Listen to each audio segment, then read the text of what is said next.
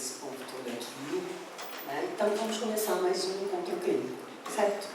Então hoje nós vamos contar com Neisa Brochet, né? Doutora em Psicologia Clínica do Instituto de Psicologia, USP, especialista em Psicologia Clínica e Atendimento à Família pelo Centro de Orientação Juvenil, IFF, Fiocruz, RJ, psicóloga, psicanalista, membro efetivo do Círculo Psicanalítico do Rio de Janeiro.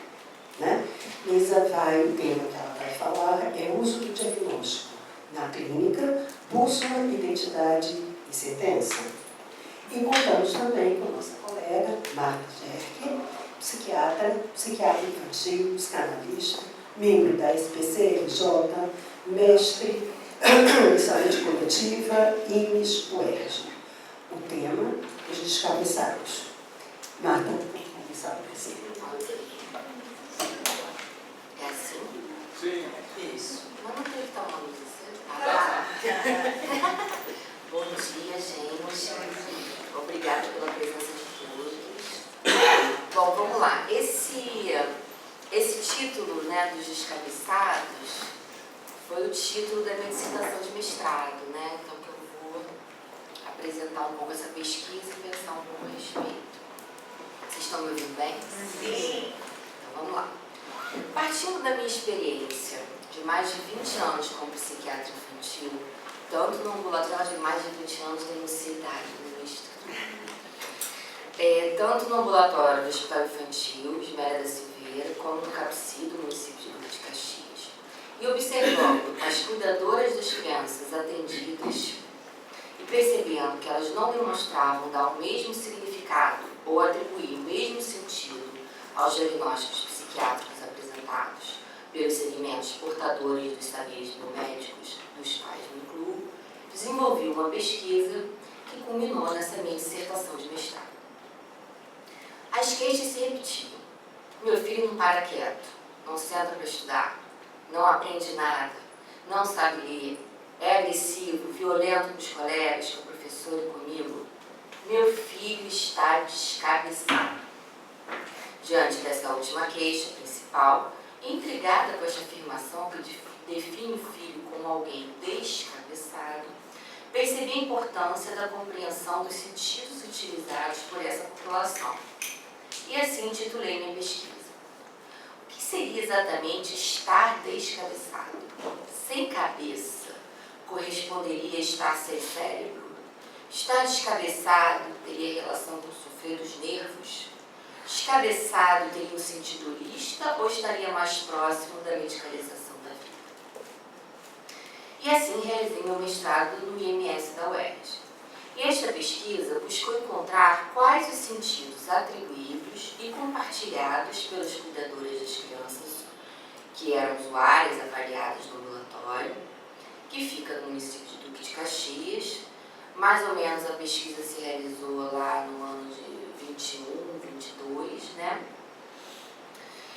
E que relação elas faziam, né? Que sentido atribuíam esses diagnósticos estabelecidos pelos médicos. Portanto, o foco dessa pesquisa foram as mulheres que buscavam serviço.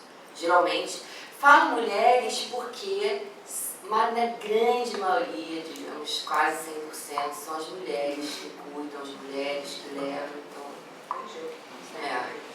decidi botar assim, porque o cuidado fica sempre no lugar com as mulheres, né? Então, são as mulheres que buscam serviço, geralmente pertencentes à classe popular, porque é um hospital do SUS, né? Ávidas ou não por um diagnóstico psiquiátrico para crianças com 12 anos ou menos. E assim, ao ouvir a voz dessas usuárias do SUS, no que diz respeito aos diagnósticos psiquiátricos infantis, busquei identificar os diferentes sentidos relacionados a essa experiência de saúde e doença nessa população específica, considerando a diversidade cultural, as implicações em relações sociais e morais e a antropologia médica da saúde. Dessa forma, visei analisar quais os valores referenciados a esses diagnósticos e sua legitimação através de laudos com a classificação internacional das doenças, o famoso CID, né? Como a grande maioria dessas usuárias são mães, Essa pesquisa pretendeu entender o lugar das mulheres nas classes populares no que se refere ao cuidado dessas crianças atendidas no ambulatório. Pareceu-nos que seu papel ia além do cuidado, abarcando também a responsabilidade do controle social, moral, sanitário e higienista. Buscou-se compreender em que medida os diagnósticos mudavam ou não os cuidados dispensados às crianças. Além disso, a pesquisa pôde identificar ganhos, vantagens e direitos, diretos ou indiretos, que esses diagnósticos eventualmente proporcionam, como olhar diferenciado na escola, com aprofundamento do projeto pedagógico, mais atenção do professor e da coordenação pedagógica, acesso à sala de recurso, possibilidade de atendimento por outros profissionais de saúde que tendem a incorporar o projeto pedagógico, como, por exemplo, fonoaudiólogas, psicólogas, terapeutas ocupacionais, psicopedagogas, acesso ao auxílio da Lei Orgânica de Assistência Social, o famoso LOAS, e ao passe livre para os transportes. Ou seja, será que esses diagnósticos psiquiátricos podem proporcionar oportunidades? Por fim, busquei compreender o sentido e sentimento de infância para esses responsáveis e de que maneira compreender a norma, ou seja, o que é dito normal e aquilo que estaria fora da norma, o dito anormal. Já que, dependendo do que elas consideram norma ou desvio, poderia ser avaliada a consonância com o discurso biomédico, nos quais constam os diagnósticos psiquiátricos infantis. Esta pesquisa se ocupou de um dos aspectos da vida infantil, ou seja, da saúde e da doença mental das crianças. O que difere do infantil psicanalítico, que chega em nossos divãs independentemente da idade. Para isso, busquei compreender que valores e padrões de comportamento as cuidadoras se baseiam para a observação de alguns sintomas, dependentes, neste caso, de quem olha e que podem ser confirmados pelo médico. Nesse sentido, é fundamental a compreensão da emergência das formas e aspectos de controle sobre o objeto do discurso, ou daquele de quem se fala, neste caso a criança. Os comportamentos esperados e desejados tornam a criança depositária das expectativas dos adultos, revelando as contradições de uma mesma sociedade que, ao controlá-la através de saberes e práticas voltados à infância, também busca e exige sua capacidade criativa como potencial de um futuro mundo novo. Foi o arcabouço teórico produzido pelo norte global, no mundo ocidental, que tornou possível a reprodução da ideia de que a infância é uma fase determinante na vida de qualquer indivíduo, situada entre o nascimento e a adolescência. Tais investigações constroem a ideia de que esse momento da vida seria marcado por um grande desenvolvimento físico, intelectual e emocional. No entanto, nem sempre foi assim considerado dessa maneira na história da sociedade ocidental, contado por esse mesmo norte global. Cada vez mais a infância vem ganhando destaque e sendo objeto de olhares atentos, seja no que tange os aspectos jurídicos e legais de sua condição específica, por meio da garantia de direitos e proteção, seja na sua promoção, manutenção e desenvolvimento, através de educação, saúde, assistência social, etc. Assim, torna-se extremamente importante entender o significado sociocultural desses olhares voltados para a infância, já que a sociedade, ao tomá-la como objeto de sua atenção e intervenção, revela todo um aparato de conceitos, saberes, práticas e instituições elaboradas para esse fim. A infância passa a ser normatizada e classificada de acordo com os valores e padrões de comportamento estabelecidos socialmente. Para compreender o cultivo da infância no Brasil e suas interseções com o campo da medicina higienista, faz-se necessária a leitura atenta da principal obra a esse respeito, escrita por Jurandir Freire Costa, Ordem Médica e Norma Familiar, de 79. Sua análise histórica e crítica busca explicitar como o saber médico, em sua vertente higienista, produziu normas educativas e terapêuticas para as famílias brasileiras. Costa aponta que na sociedade, durante o período colonial, não havia um olhar para a infância em função da importância concedida ao valor da propriedade, ao saber tradicional e à ética religiosa. A Apenas depois da metade do século XIX, a criança passou a ser valorizada de forma diferenciada, uma vez que mantivemos por muito tempo uma estrutura rural e escravocrata. A ideia freudiana de que a criança viria ao mundo com sua majestade ou bebê não ocorria no Brasil colônia. O trono era ocupado pelo pai.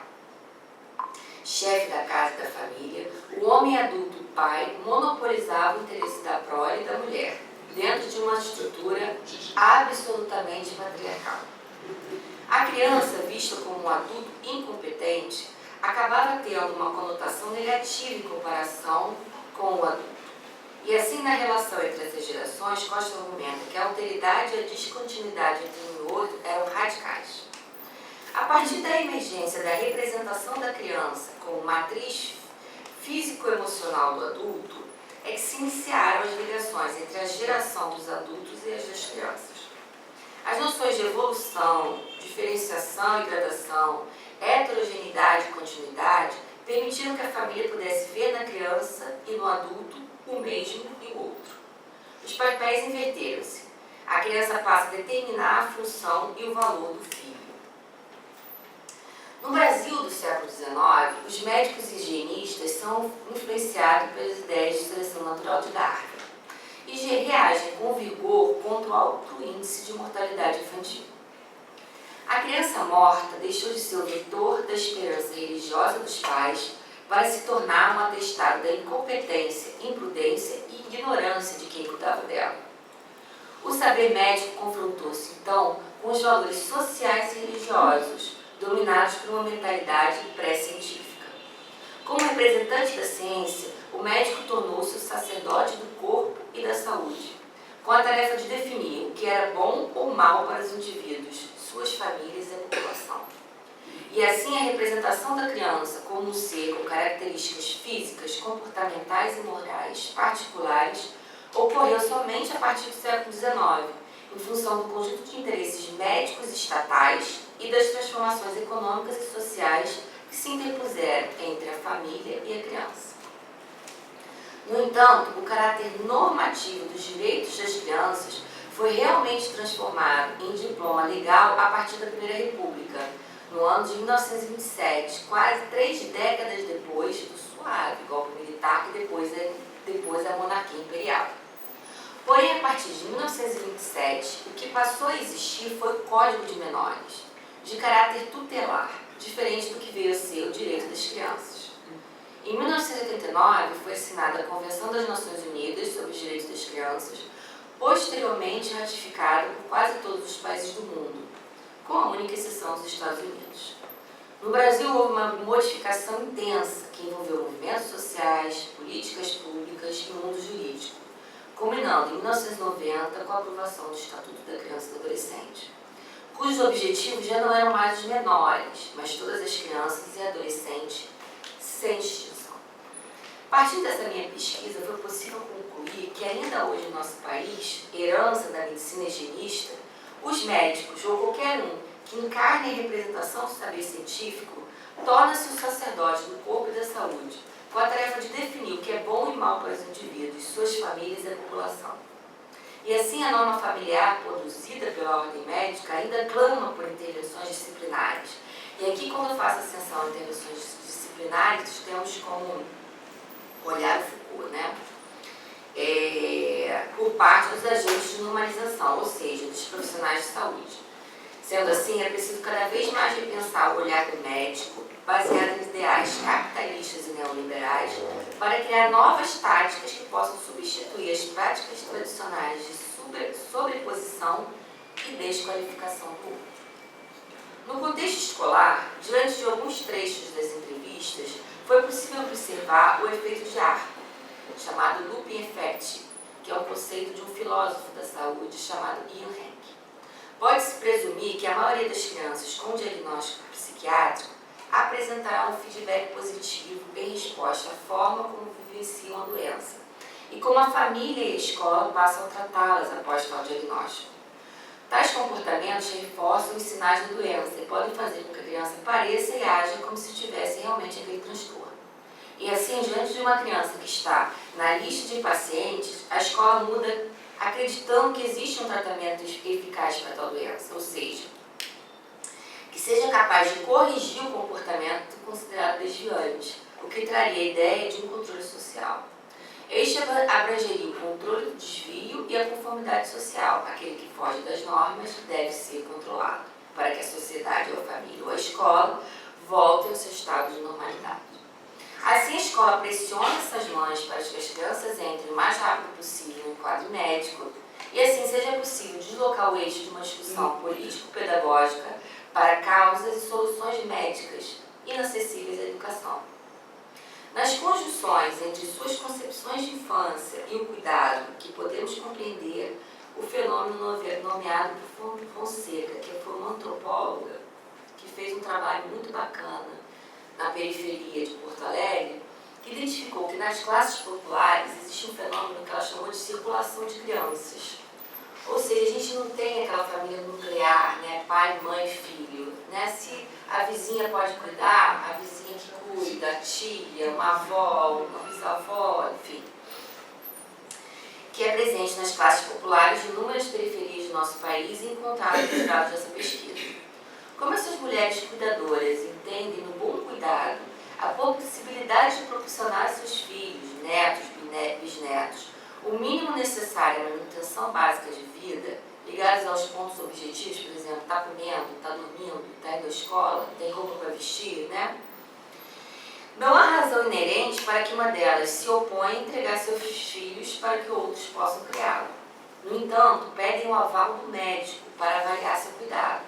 E assim os bens que elas buscam em suas práticas se inserem no contexto da medicalização da vida, na medida em que liga um fenômeno social, o cuidado, à instituição da medicina, havendo uma expansão do poder profissional médico sobre esferas mais amplas da vida.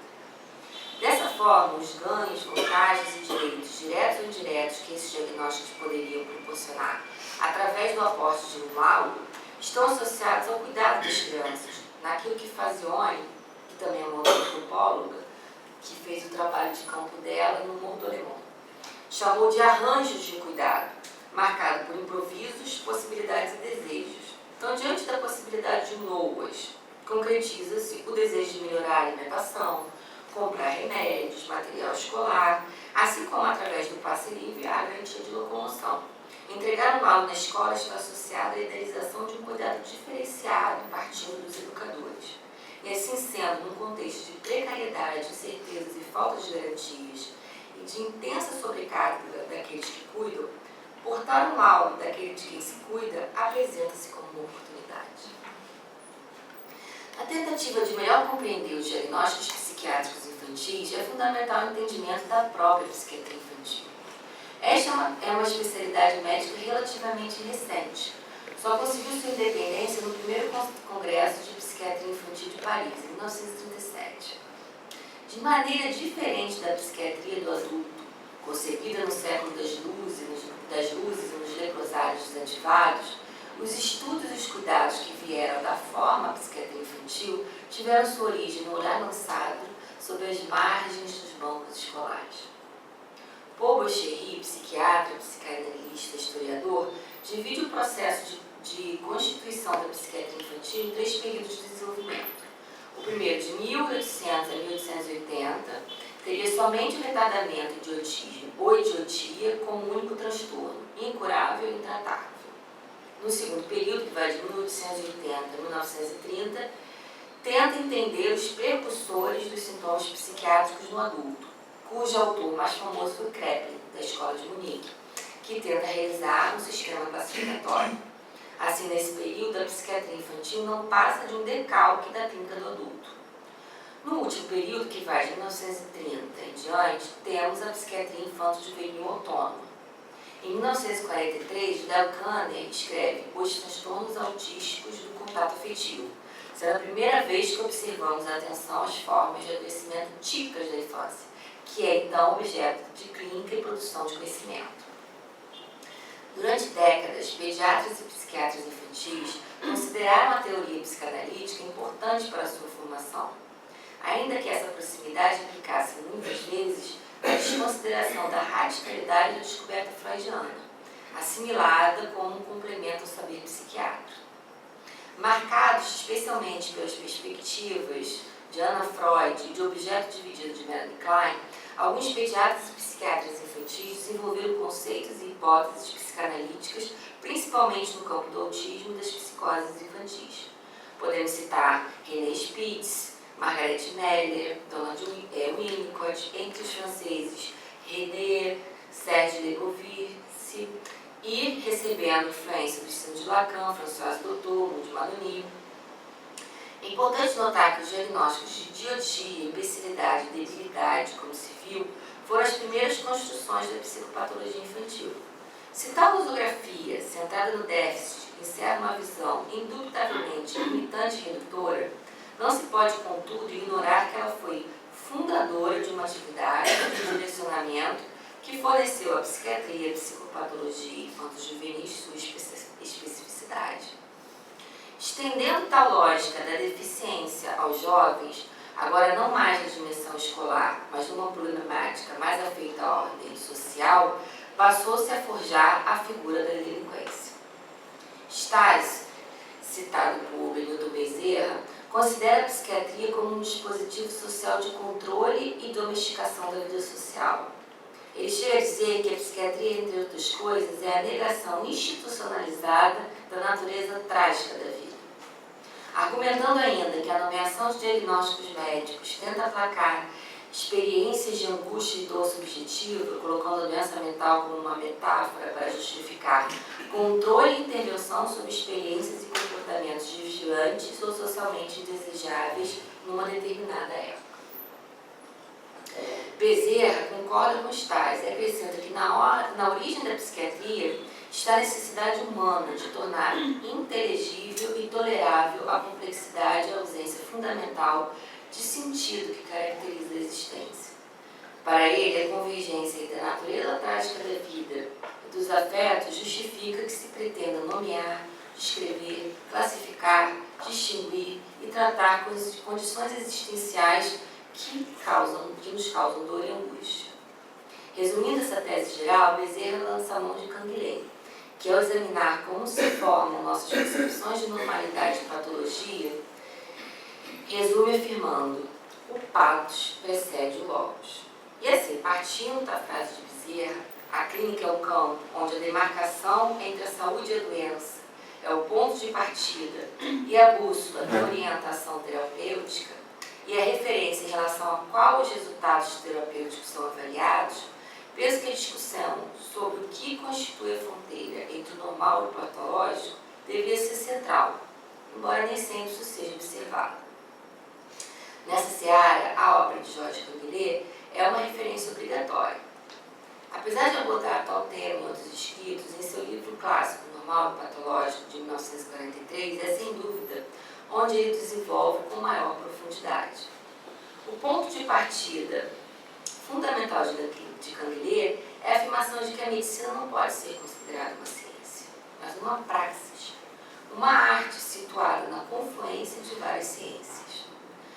A medicina impulsiona a expansão dos conhecimentos da ciência da vida e das doenças, mas em si mesma não é uma atividade científica. O essencial da medicina é a clínica e a terapêutica. Sendo assim, seu centro de gravidade é o patos e não o logos. Este é suscitado, convocado, requisitado sempre que há um sofrimento a ser tratado. E a este objetivo deve estar sempre referido. Caminhando pela tese canceriana, chegamos a outra afirmação de grande importância. A doença não é uma variação da dimensão da saúde. Ela é uma nova dimensão da vida. Nesse sentido, ser sadio não é exatamente ser normal, porque a doença é, no sentido efetivo da palavra, normal, ou seja, embora reconhecida como algo a ser debelado, é previsível e compõe o cenário de uma vida saudável. A saúde implica a doença, que pode ser vista como uma norma inferior e mais limitada, mas não como ausência de norma. A origem do termo diagnóstico é grega e significa reconhecimento. Em medicina, diagnosticar é reconhecer uma doença, uma patologia no indivíduo enfermo, com um propósito clínico de comunicação, de investigação. Em psiquiatria, e mais ainda em psiquiatria infantil, tal tarefa é extremamente complexa. Um sistema diagnóstico corresponde a um sistema classificatório das doenças psiquiátricas sob um ponto de vista clínico, epidemiológico, biológico ou terapêutico. Ao longo do tempo, deu-se uma preocupação cada vez maior com a confiabilidade diagnóstica, ou seja, se o diagnóstico evocado poderia ou não ser efetuado por outros médicos em pacientes submetidos às mesmas condições de exame. Assim, a partir de um sistema de critérios diagnósticos operativos para a pesquisa, que foi chamado RDC, foi erigido o sistema do DSM, Sistema Classificatório da Associação Psiquiátrica Americana. O Código Internacional das Doenças da Organização Mundial da Saúde tem o mesmo escopo de objetividade. Atualmente, no Brasil e no mundo, são utilizados preferencialmente o DSM em sua 5ª edição e o CID na sua 10ª edição ainda está sendo utilizado, mas a gente já tem a 11ª. Como é, sobretudo, a sociedade que produz as patologias, e sendo o patos a tradução do sofrimento em uma gramática ordenada, a própria maneira de encarar o sofrimento já muda com os padrões normativos que geram a sociedade. E, consequentemente, essas patologias vão se modificar em função do regime econômico vigente, como é o caso do neoliberalismo. Assim, os índices do DSM foram se modificando com o passar dos anos, com o desaparecimento de algumas patologias e o surgimento de novas. E vemos em sua 5ª edição muitas influências do neoliberalismo. Zorzanelli, em 2014, argumenta a favor da ideia de que tais manuais são mais adequadamente entendidos como um objeto cultural. E, nesse caso, são capazes de, ao mesmo tempo, refletir ideias médicas, principalmente psiquiátricas em vigência por ocasião de cada edição, e de produzir, a partir de suas publicações, várias formas de impacto cultural, que extrapolam seu uso entre profissionais da área da saúde mental. Nesse sentido, reforçando a existência de influências do neoliberalismo no DSM-5, Zorzanelli apresenta um estudo no qual foi evidenciado que 69% dos profissionais da força-tarefa do DSM-5 teriam laços com a indústria farmacêutica, ou seja, conflitos de interesses materializados em pesquisas financiadas pelas companhias farmacêuticas, participação em consultorias, entre outros. Esse número representa um aumento de 21% em relação ao DSM-4. Nessa mesma direção também vão os argumentos de Sadler, quando sustenta a tese de que o complexo médico-industrial da saúde mental é amplamente responsável pela hegemonia dos DSMs. Tal hegemonia cultural ocorre porque esse manual é útil ao complexo médico-industrial e influencia nos campos do fomento à pesquisa, das políticas públicas e no discurso social sobre as doenças mentais, que por sua vez também fomentam o sucesso do manual. Tal circuito diz respeito principalmente ao lucro, o que se insere na lógica neoliberal. Adentrando especificamente no campo da saúde mental infantil-juvenil, pode-se observar, por exemplo, o TDAH, no qual características que hoje são consideradas sintomas eram vistas como comportamentos normais. Então, antes de ser hiperativos, os meninos eram levados, agitados e tal, mas isso não era necessariamente um ponto fora da norma, né? Então, é possível constatar que o limiar entre saúde e doença, normal e patológico, tornou-se muito tênue. Parece que isso se deve ao aumento do conhecimento científico e às práticas em saúde. Se o indivíduo apresenta um comportamento indesejado pela sociedade, ele é rotulado de depressivo, ansioso, louco, hiperativo. Blesch acredita que isso se dá porque os altos e baixos naturais da vida e comportamentos até então considerados normais são convertidos em estados patológicos. Quando se trata de crianças, é na escola que observamos a influência da determinação de metas de aprendizagem específicas para cada faixa etária, instalando desde cedo o ideal de maximização do desempenho, que é o embrião do sujeito empresarial. Grande parte das crianças deveria aprender a ler com uma idade específica. Aquelas que não iniciam a leitura junto com outras podem ser facilmente consideradas desviantes. Dessa forma, partem da escola os principais apontamentos acerca das características do TDAH, ou de qualquer outras características associadas ao diagnóstico psiquiátrico infantil. E é de lá que saem os encaminhamentos das crianças aos profissionais de saúde. A biologização da não aprendizagem é muito comum no meio escolar, fazendo com que cada que, caso a criança falhe em atingir suas metas como empresa de si mesmo, a responsabilidade pelas reprovações e pela evasão escolar recai sobre as doenças. Ao tratar questões sociais de forma biologizante, todo o sistema social é isento de responsabilidade. Na escola, desloca-se o eixo da discussão político-ideológica para causas e soluções médicas. Assim, para alguns professores, médicos e pais, além das próprias crianças, os indivíduos muito ativos e que não prestam atenção como deveriam possuem um problema de saúde. Tratar esses comportamentos indesejáveis como um problema médico foi e ainda é bem aceito na sociedade. Os motivos são muitos.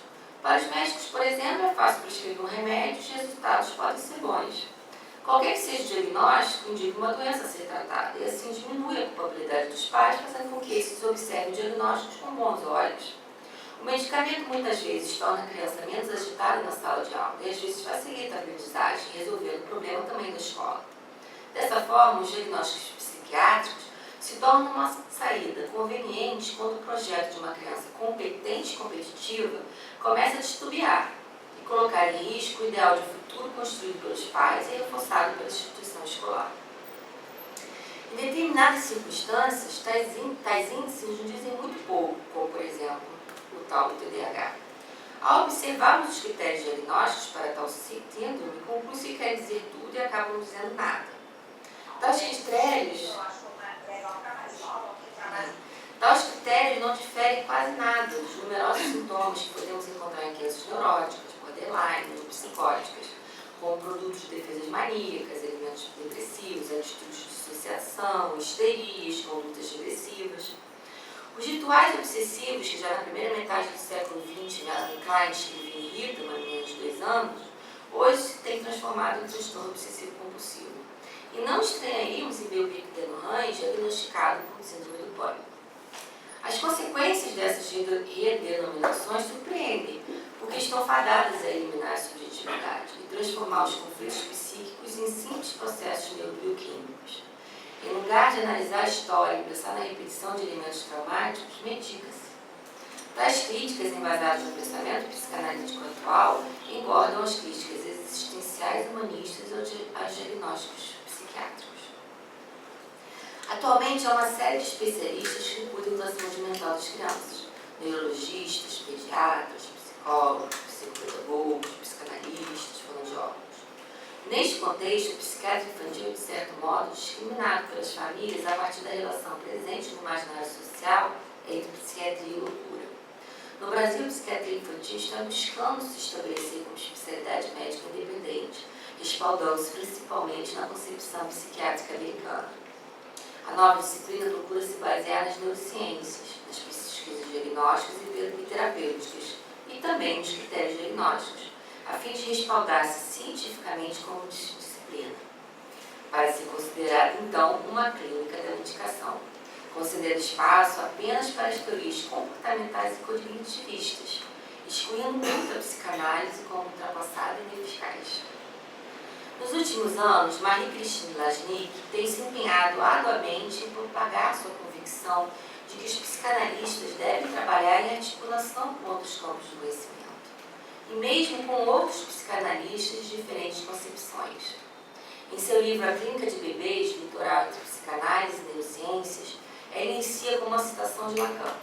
Litoral é aquilo que coloca o campo inteiro como fazendo fronteira com o outro, mas de maneira seguinte: eles não têm nada em comum e nem sequer uma relação recíproca. Isso está no Seminário 18.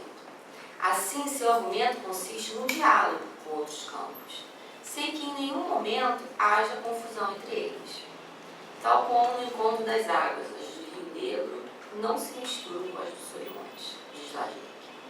Partindo de seus estudos, pesquisas, atividades clínicas, experiências e encontros, ela nos convoca e inspira na contínua busca de conhecimentos que possam ampliar nosso olhar sobre a clínica. E para que isso ocorra, devemos estar abertos à pluralidade e não ceder ao sectarismo.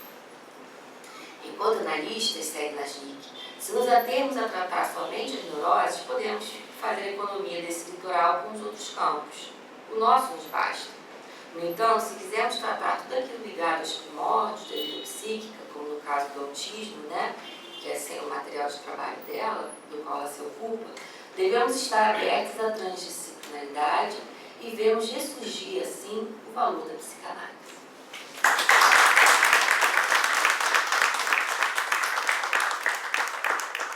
Obrigada, Marta. Então, agora vamos prosseguir com a Elisa, né, com o tema o uso do diagnóstico na clínica. Bússola, identidade, sentença.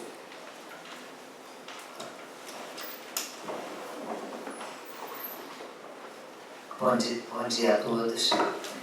Quero dividir com vocês a minha alegria, né, certeza em estar aqui na SPCRJ. Eu comentei essa semana, e eu queria fazer esse reconhecimento público, de que a SPCRJ foi a primeira instituição que me convidou há muitos anos atrás para vir conversar sobre psicanálise, sobre clínica. E gratidão é memória do coração. Foi a primeira instituição há 20 e tantos anos atrás, né, mais de 20 anos, que me chamou, né, dizendo que tinha interesse na minha fala. Então é algo que eu nunca vou esquecer. Né. Quero agradecer em especial por esse espaço de hoje, um encontro clínico. A clínica é a minha paixão, então é onde eu me sinto mais à vontade falando e conversando. Muito obrigada, Maria Lúcia, muito obrigada, Elisa, né, Marta. E o que eu vou trazer hoje, com certeza vocês vão ver que vai complementar muito a fala da Marta. Meu objetivo aqui não vai ser trazer resposta nenhuma para vocês. Aliás, o que eu me interessei foi em produzir perguntas e dúvidas. Então, se vocês ficarem na dúvida ou incertos, eu vou ter atingido o meu objetivo. Se tiver tempo, nós, no final da minha fala, se tiver tempo, se vocês quiserem, eu selecionei um trechinho pequenininho de uma música dos Secos Molhados, que acho que vai fechar muito bem a minha fala. Se a gente não tiver ultrapassado muito tempo, o que eu espero que não, eu prometo ser o mais breve possível. É um prazer estar aqui para discutir com vocês um tema tão importante como o uso do diagnóstico na clínica psicanalítica. Eu resolvi usar como viés e como vertente o que é que o diagnóstico significa para a gente, para nós psicanalistas, né? Que lugar que a gente dá a ele na nossa clínica cotidiana. Desde os primórdios da psicanálise, gente, eu devia ter trazido o óculos de perto. Desde os primórdios da psicanálise, Freud já estabelecia a importância das chamadas entrevistas preliminares e assinalava que o processo diagnóstico e psicanálise são indissociados desde o início. Olha aí, clima fofo, né? Tornei hábito meu, quando conheço pouco sobre um paciente, só aceitá-lo a princípio provisoriamente por um período de 1 ou 2 semanas. Se interrompe, ele também era esperto, se interrompe o tratamento dentro desse período, poupa-se ao paciente e a nós, meu adendo, a impressão aflitiva de uma tentativa de cura que falhou. Estava-se apenas apreendendo uma sondagem a fim de conhecer o caso e decidir se seria apropriado para a psicanálise. Nenhum outro tipo de exame preliminar, exceto esse procedimento, encontra-se à nossa disposição. Os mais extensos debates e questionamentos em consultas comuns não lhe ofereceriam nenhum substituto. O processo diagnóstico, então, acontece em imersão no campo transferencial. Quando nos debruçamos sobre o psiquismo de uma pessoa, a porta de acesso é o nosso próprio psiquismo. É ele que viabiliza o reconhecimento do outro. Amand Monami fala eu adoro essa frase, que em toda compreensão do outro é também, de fato, um vestígio de nós mesmos que encontramos. Diferente do que ocorre com outros campos, desde os primeiros contatos, nós já estamos comprometidos na relação com aquele que nos busca, sabendo que devemos ter em mente que indagação e ação são inseparáveis, ou seja, de que a nossa própria presença já vai produzir uma repercussão no comportamento do outro. Então estamos, aliás, desde antes, né? Desde os contatos iniciais, desde o WhatsApp, desde o contato telefônico, nós já percebemos e nós já intuímos alguma coisa que nos é comunicado muito além daquilo que é dito, né? O objetivo do diagnóstico na clínica psicanalítica não é um enquadre de uma neurologia específica, sim, nós sabemos isso, mas investigar as organizações psíquicas que sustentam esse funcionamento, incluindo nesse processo condições sociais, familiares e institucionais que envolvem cada caso. E eu iria mais além, eu estou cada vez mais encantada com a questão intergeracional e transgeracional. Também auxilia no diagnóstico diferencial de determinados quadros sintomáticos, assim como a discriminação do sofrimento patológico, do adoecimento, daqueles sofrimentos decorrentes das vicissitudes do viver. No entanto, no mundo contemporâneo, o que é pedido para nós, psicanalistas? É exatamente aquilo que a gente não pode oferecer. Soluções rápidas, eliminação de sintomas e atribuição de respostas que expliquem, justifiquem e sanem o sofrimento que nos é trazido. Só isso que nos pedem, né, gente? Entre as urgências contemporâneas e as especificidades da nossa clínica, buscamos preservar no psicodiagnóstico e em psicanálise o espaço de liberdade e o caráter essencialmente relacional e transformacional da experiência humana, reconhecendo que estamos lidando com um objeto cuja característica dinâmica não aceita reduções a formas de pensamento padronizadas. É mister dispormos de uma atitude mental despojada de esquemas pré-concebidos e flexíveis o bastante para aceitar o fenômeno como esse se apresenta. Isso é muito bonito se falando, mas na prática é como a gente fazer um mapa na areia. Eu li muito, eu gostei muito quando foi um autor que disse que diagnóstico se escreve a lápis. Porque é exatamente isso, né? Se escreve a lápis e de levinho. Né? Ou seja, não podemos aceitar as práticas clínicas normativas da psiquiatria clássica sem, no entanto, desconsiderá-las como uma referência. O diagnóstico psicanalítico, ele não busca cura rápida, mas ele é fundamental para o enquadre e uma direção do tratamento. A tal da bússola que eu falei lá no início, né? O percurso analítico é árduo e pode ser intenso, turbulento, surpreendente e absolutamente angustiante. Bem na linha do melhor proveito no mau negócio, Luiz Cláudio Figueiredo nos aconselha a aguardarmos, indefesos, o inesperado que se avizinha. Percorremos esse caminho, jogados entre a aventura do novo e a segurança do já sabido, e aqueles espaços assustadores dos inconscientes e dos limites da consciência. É crucial que entendamos que o diagnóstico não é o fim, mas é o ponto de partida para uma compreensão mais profunda do indivíduo e de suas capacidades, evitando que diagnóstico se torne rótulos e rótulos em sentenças ou destino. Assim, o único caminho para uma ajuda real e efetiva vai ser através de um constante questionamento de si mesmo, da técnica que utilizamos e daquilo que aprendemos com nossos pacientes. Quais são as implicações dessa ferramenta no exercício clínico? Eu pedi ajuda à antropologia para aprofundar a compreensão do diagnóstico para além do modelo médico da onde ele se originou. Minayo, ela é extraordinária lá da UES, parte de uma crítica, ela é da Fiocruz, eu acho, parte de uma crítica fundamental ao modelo hegemônico de saúde, que, né, já foi trazido aqui pela Marta, e argumentando que saúde e doença não podem ser entendidas apenas como fenômenos biológicos, mas também, inclusive, experiências sociais, culturais e simbólicas. Então, para a autora, a essência da pessoa humana vai muito além do seu corpo biológico.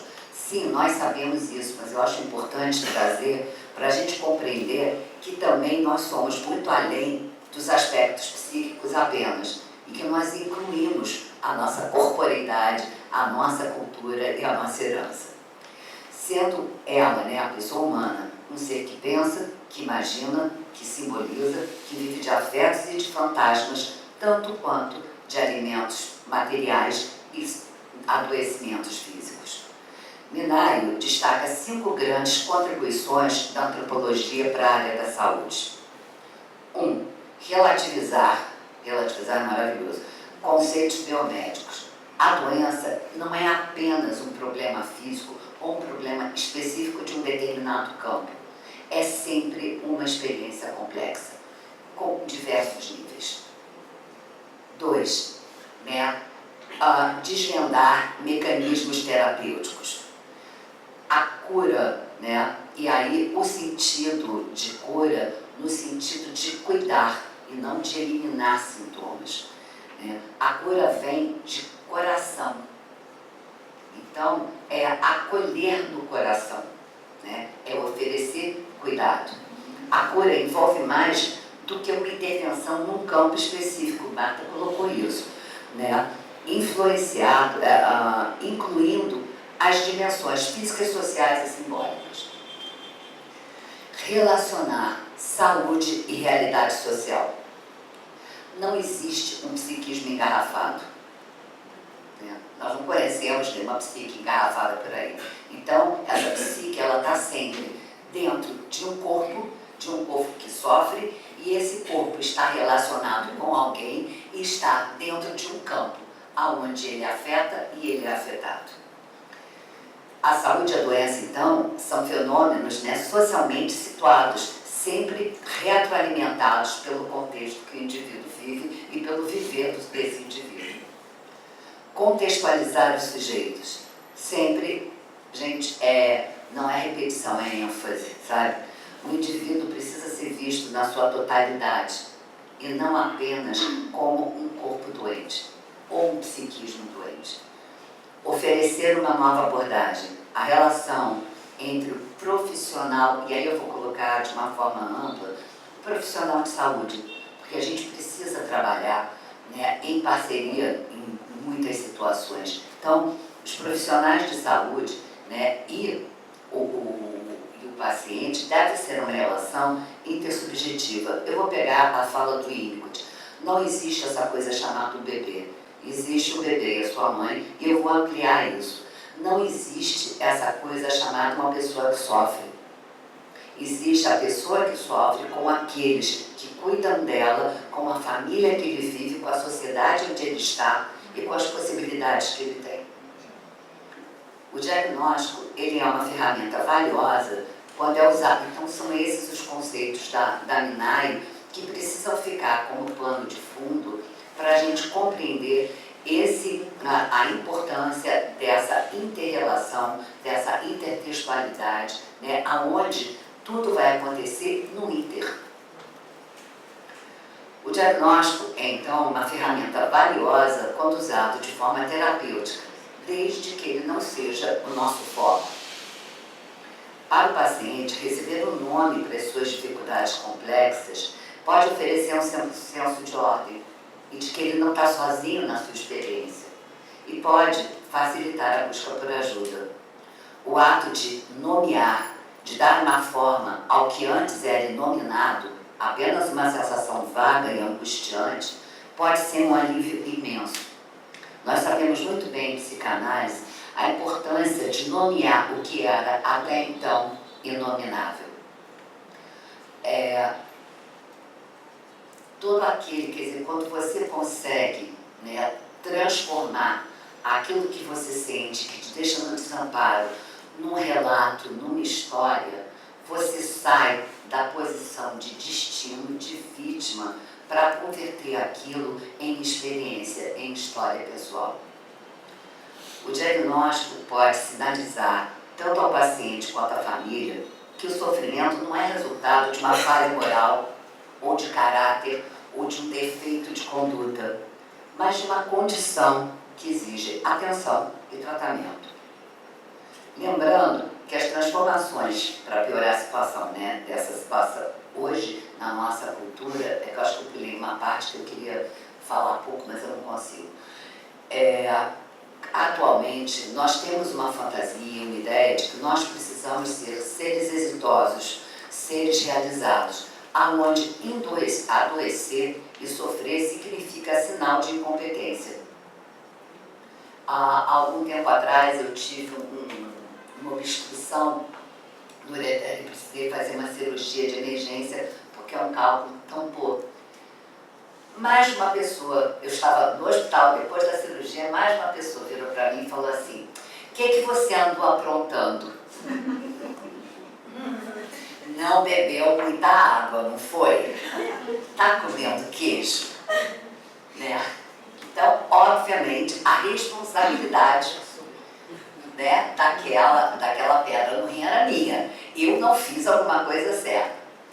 Obviamente, como eu adoro uma culpa, ver uma culpa eu já vou carregando, eu fui lá pro urologista e falei: pelo amor de Deus, eu não quero nunca mais passar uma dor essa da minha vida, o que eu não posso fazer? Ele olhou para mim e falou assim: nada, porque isto, o seu tipo de cálculo é algo que tem um componente genético. Tem mais alguém na sua família que tem? Eu falei: só todo mundo, minha mãe.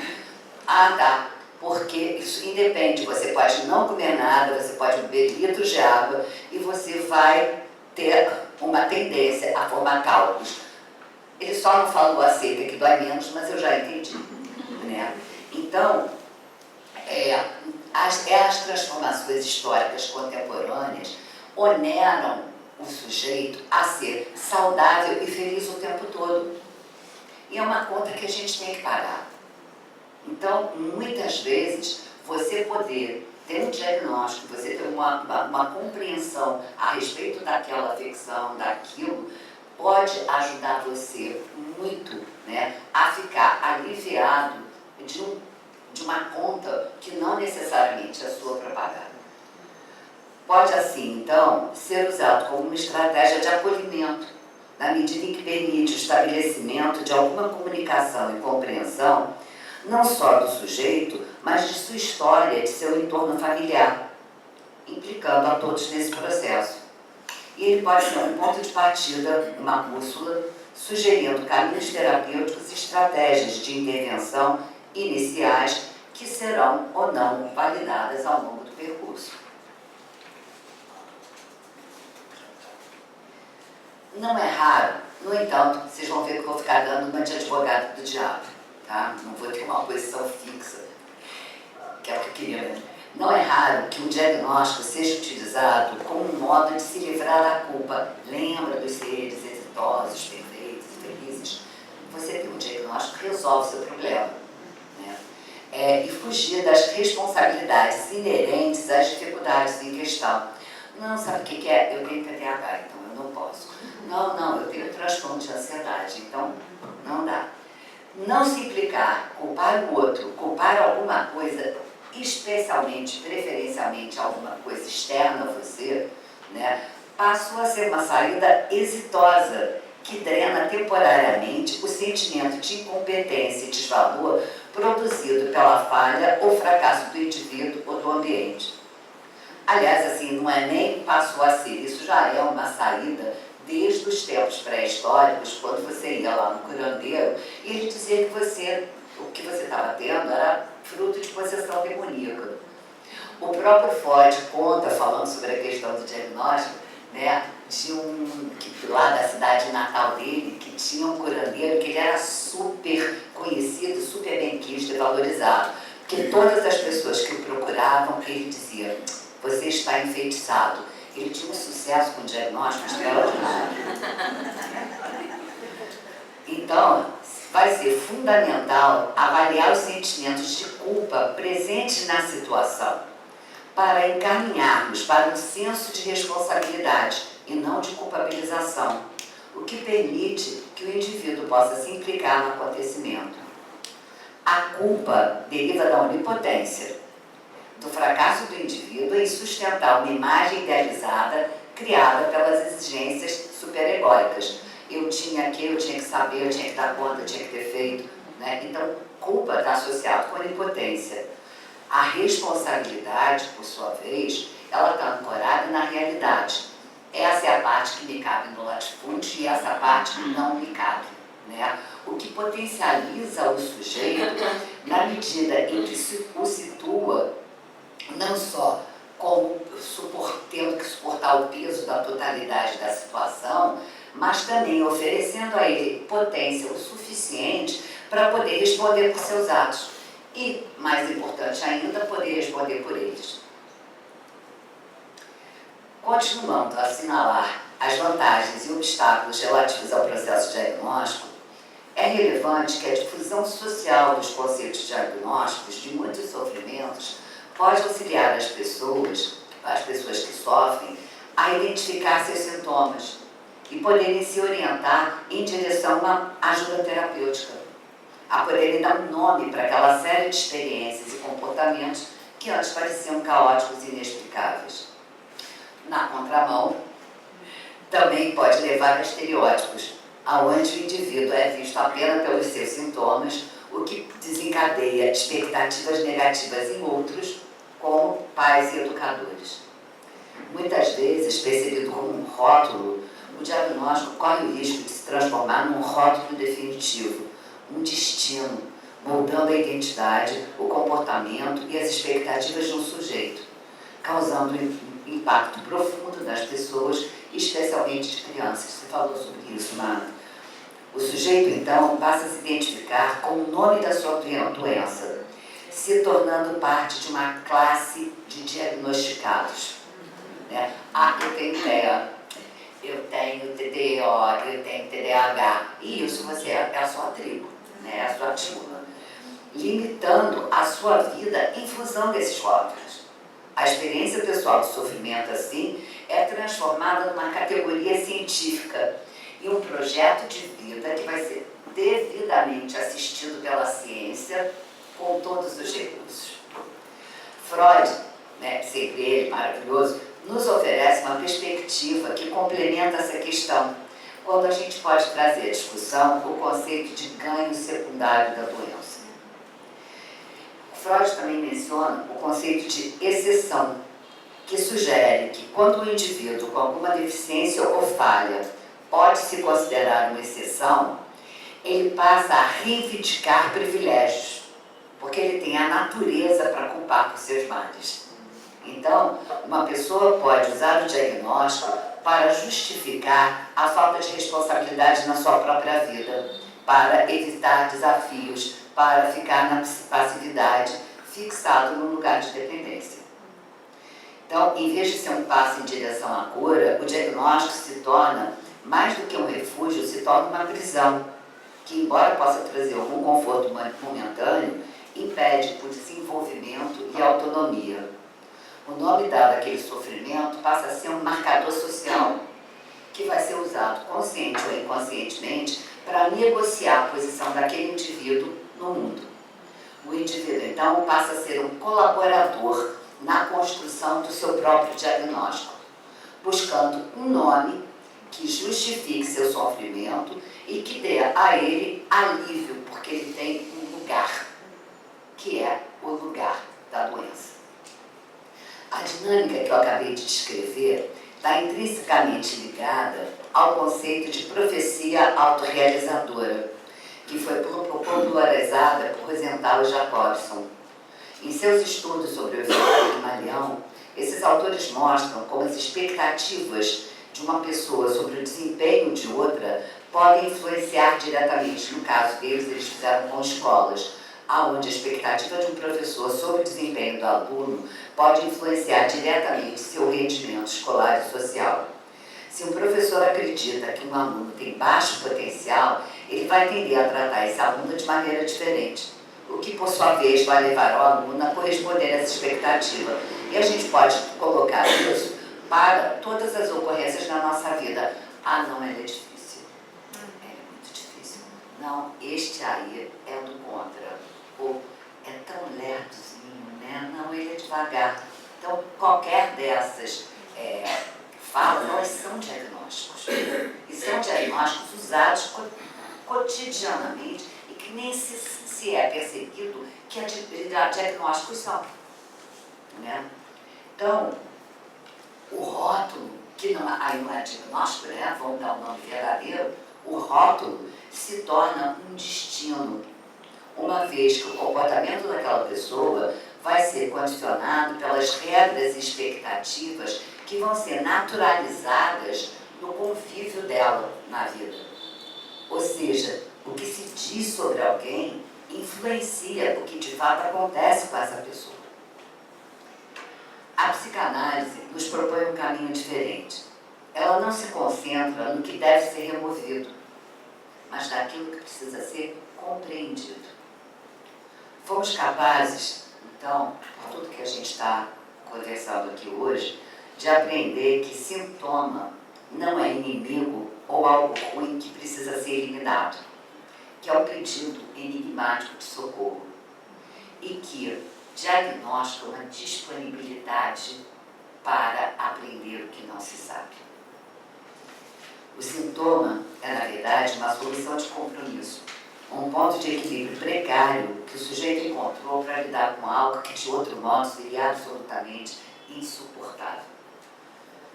Essencialmente, o que as pessoas querem? Viver melhor, serem mais felizes e não sofrer. Elas buscam um suporte que lhes faltou em algum momento de suas vidas, e a grande dificuldade com que o psicanalista lida é que não tem receita única e infalível que vai solucionar aquela problemática apresentada por cada paciente. Assim, a intervenção psicanalítica não tem como objetivo final a erradicação do sintoma. E daí a nossa despreocupação de fazer o diagnóstico certo. Não existe. A gente tem hipóteses, né? Escreva lápis. A psicanálise, ela não conserta as pessoas. Ela busca ajudar o sujeito a entender a origem do seu sofrimento e a encontrar novas e mais saudáveis formas de lidar com os seus conflitos. O sintoma pode até, eventualmente, desaparecer como consequência desse projeto, mas o foco está em dar voz ao que era silenciado. Tendemos a acreditar que seremos capazes de contemplar o desejo dos nossos pacientes de curar e explicar. Mas, para tornar nossa vida mais difícil, Figueiredo nos lembra que a vida cotidiana é sonho acordado. E o sentido oculto das mínimas coisas que pensamos, sentimos e fazemos em estado de vigília vai ser sempre para nós um mistério. A psicanálise, como uma disciplina que valoriza a singularidade e a subjetividade, precisa adotar uma abordagem crítica ao diagnóstico, aonde o foco principal não é a classificação, como em outras práticas, mas a possibilidade de uma escuta da história e da experiência individual. Em vez disso, a psicanálise se opõe à visão biomédica que busca encaixar o sujeito em categorias pré-definidas. Para nós, nos interessa sobre como o sintoma se manifesta na vida daquela pessoa específica, qual o seu significado. A palavra doença, também adoro etimologia, Marta. A palavra doença tem sua origem do latim dolentia, que se refere a uma experiência particular de dor e sofrimento, o que é um conceito radicalmente diferente do termo diagnóstico, que é derivado do termo diagnosis, que significa reconhecer, discernir e distinguir. Enquanto a doença é uma experiência pessoal, o diagnóstico se propõe a transformá-la em um conceito coletivo, um fenômeno científico e passível de classificação. O que servia originalmente para reconhecer e distinguir corre o risco de se tornar um nome próprio, que vai definir a identidade do sujeito, com alto risco de transformar a experiência pessoal da doença num sentido, num fenômeno coletivo e controlado, complementando exatamente tudo que a Marta falou. Portanto, é mandatório que reconheçamos que o ser humano Gente, eu coloquei isso de novo, porque eu achei a frase bonita. Sabe quando você coloca 2 vezes no mesmo texto? Pronto. A psicanálise não ignora o diagnóstico, mas o ressignifica. Ele deixa de ser um veredito final para se tornar o ponto de partida. E a tarefa do psicanalista vai ser ajudar o paciente a usar o diagnóstico não como uma etiqueta que o aprisione, mas uma palavra que abre caminho para a sua própria história e assim a possibilidade de transformação. Podemos garantir que o diagnóstico seja sempre usado para ampliar o entendimento do ser humano em vez de reduzi-lo a um rótulo? Não. Pois depende daquele que faz o diagnóstico e depende do destino que vai ser dado ao diagnóstico. Então o problema não é o diagnóstico, mas é o uso dele. Winnicott, numa reunião da Sociedade Britânica de Psicanálise, foi questionado sobre a apresentação de um determinado caso que não seguia os cânones psicanalíticos da época. E aí perguntaram para ele, a Dr. Winnicott, ele era o presidente da Sociedade Britânica nessa época, e aí falaram para ele assim, Dr. Winnicott, isso é ou não é psicanálise? E aí o Winnicott responde, se é ou não é psicanálise, depende de quem faz. Então, o diagnóstico não é apenas um nome científico para um conjunto de sintomas. A psicanálise e o diagnóstico caminham de mãos dadas e o transformam num ponto de partida para a escuta. Ao acolher o diagnóstico, pode-se então ir além dele, explorando os significados, os fantasmas e os afetos que o sustentam. A resposta para a psicanálise está no uso do diagnóstico como escuta clínica, na qual o diagnóstico não é um ponto final, mas um convite a explorar a história e o sofrimento de cada sujeito de forma única. Será na escuta da fala do paciente, ao descrever suas sensações e seu reconhecimento enquanto doente, que o diagnóstico se torna matéria para o trabalho clínico. Ele se torna, então, a palavra que o sujeito usa para articular a sua dor. Eu gostaria só de ler, eu não vou nem colocar a música, mas eu vou ler só a letra da música. Essa música dos Secos e Molhados é Fala. Eu acho que vocês devem conhecer. E prometo para vocês que eu não vou cantar, que eu sou um horror. Eu não sei dizer nada por dizer, então eu escuto. Se você disser tudo o que quiser, então eu escuto. Se eu não entender, eu não vou responder, então eu escuto. Eu só vou falar na hora de falar, e então eu escuto. Muito obrigada.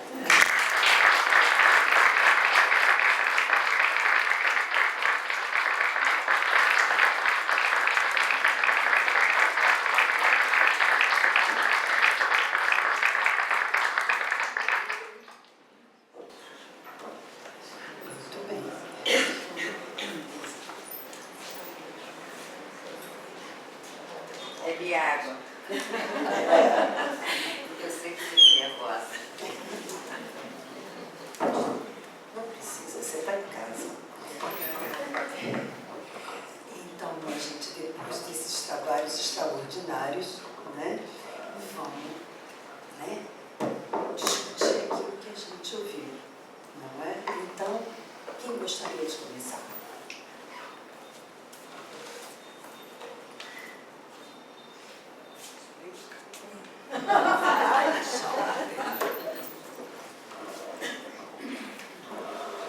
Obrigado, Marta. Obrigado, Neísa. Eu tenho uma pergunta que, no fundo, ela se divide em duas e vai ser bem interessada. A primeira é o quanto, e aí eu acho importante falar um pouco da minha trajetória. Eu fui professor de psicopatologia, né? E aí dei Foucault, só dei Foucault, na verdade, né? Dava DSM só para orientar a discussão. Por exemplo, a gente sabe que na última revisão do DSM, eles se esmeraram em eliminar a neurose como categoria diagnóstica, com um argumento que até é muito interessante e eu acho válido, que é neurose é um diagnóstico diagnóstico muito amplo.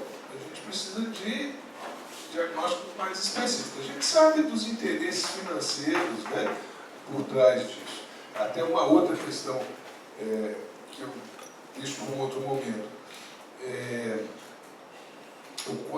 Essa outra questão, no fundo, é o quanto eu acho que há uma mudança social no sentido de, hoje em dia, de uma maneira geral, as pessoas estão muito mais dispostas a aceitar o diagnóstico e a intervenção medicamentosa, né? Às vezes de maneira até muito incisiva na vida. Você toma remédio para dormir, para acordar, para ter sexo, para ter fome, para emagrecer, para rejuvenescer, né? Para ter firmeza muscular, uma coisa e muito me chama a atenção é tomar antidepressivo para conseguir manter-se produtivo, né? Mas a minha questão é a seguinte, não só que na clínica a gente percebe uma inespecificidade do diagnóstico psiquiátrico em relação à singularidade que é o que com que a gente se depara em cada caso, né? Por exemplo, um transtorno obsessivo compulsivo, a gente recebe pacientes que têm diagnóstico de TOC, hoje em dia eu diria até mais, o mais comum é o transtorno bipolar, que são completamente diferentes e têm experiências completamente diferentes em relação a isso que é identificado como transtorno. Então eu queria, Marco, um comentário seu a esse respeito.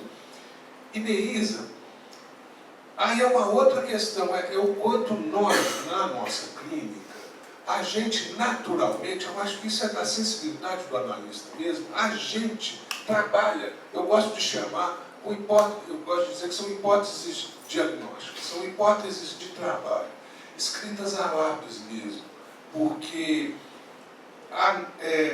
eu acho que é onde a questão estruturalista acaba sendo inadequada no nosso entendimento dos casos clínicos, é porque, no fundo, a gente aposta, e o trabalho clínico, quando bem sucedido, mostra isso, é que há, sim, uma transição, uma mobilidade. O que o trabalho clínico acaba proporcionando é que haja essa mobilidade subjetiva em que determinados padrões de comportamento, antes de entendidos segundo uma dessas características estruturais, possa funcionar em outro. Com o Winnicott, eu acho que a gente tem um jeito bom de pensar isso, e isso a gente se depara muito assim, é o quanto a gente naturalmente, diante de personalidades do tipo falso self, entende que, por enquanto, a gente tem que ouvir mais, falar menos e esperar aquele discurso e aquele sujeito se organizar melhor, e aí a gente começa a fazer intervenções, né? Isso é muito bonito no trabalho clínico, mas eu entendo que existe aí um trabalho diagnóstico que, no fundo, é de fundo alicerce, mas ele tem essa característica de ser mutável e perene. E, nesse sentido também, de poder ser desmentido na própria experiência clínica.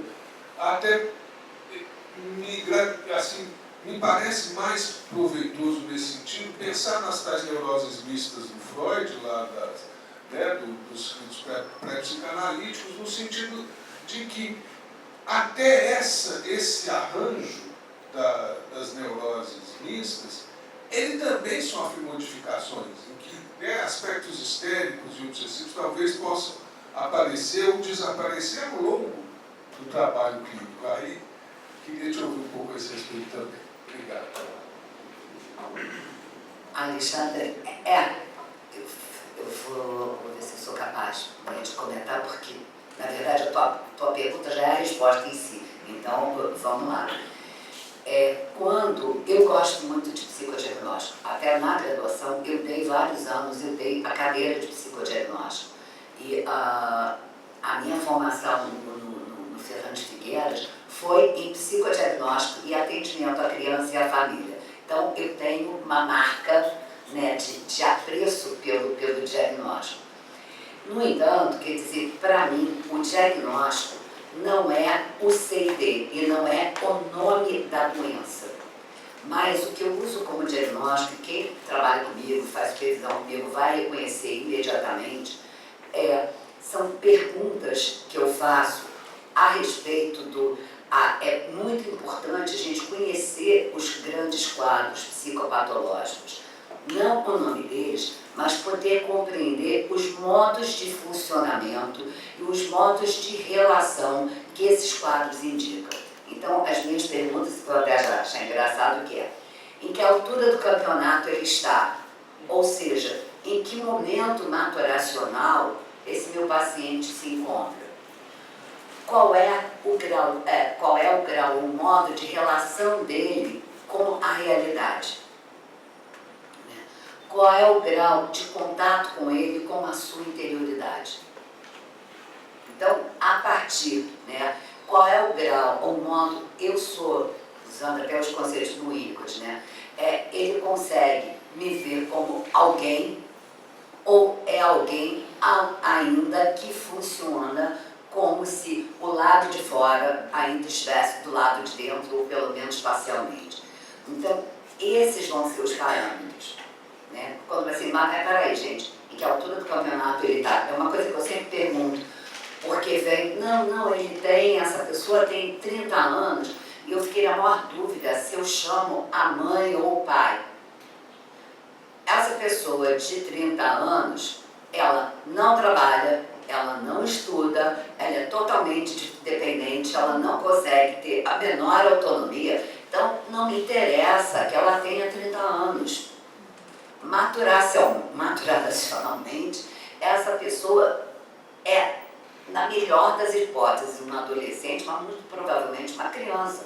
Então, a gente poder compreender, em que altura do campeonato, eu gosto dessa pergunta, em que altura do campeonato aquela pessoa está psiquicamente, vai ser fundamental, e isso precisa ser permanentemente avaliado, porque a gente não fica num lugar só o tempo todo, em especial os casos difíceis, que a gente chama, exato, cada dia você vai se defrontar com um lado, um aspecto, ou um modo de funcionamento, e como toda a base do nosso trabalho é no campo da transferência, eu vou ter que saber aonde é que ele está para saber onde é que eu me posiciono.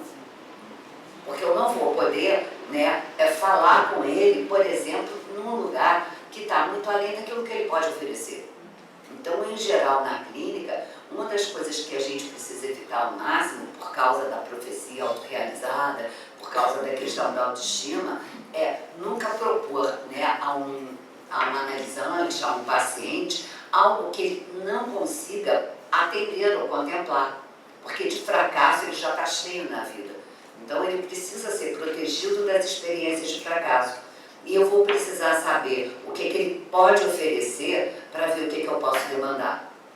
Então, a experiência diagnóstica é cotidiana a cada sessão. Não o diagnóstico do DSM, mas aquele diagnóstico clínico que é realizado a cada momento, para eu saber, eu estou a serviço do paciente, e eu poder me adaptar e eu poder oferecer aquilo que ele necessita, e não aquilo que o enquadre, ou a demanda, ou a técnica, ou a norma, para poder também ter esse espaço de não ter a menor ideia. Tem outra fala que eu uso muito, que é põe na prateleira. Aí eu digo que a gente tem que ter uma prateleira aqui na altura do ouvido, Então tem aqui a prateleirinha. Olhou, não entendeu, põe na prateleira. Olhou, não entendeu, põe na prateleira. Não entendeu, põe na prateleira. Aí tem uma hora que você olha para a prateleira e você diz, e aí a gente pega e reúne as coisas da prateleira e a gente sabe se orientar. Então, quer dizer, é essa possibilidade de você ter uma possibilidade de um diagnóstico escrito a lápis, onde, ao mesmo tempo que você tem uma certa orientação, você também tem um espaço de manobra, você tem essa possibilidade de ir construindo isso ao longo do percurso, Não sei se eu consegui responder. Sim, perfeitamente, amplamente.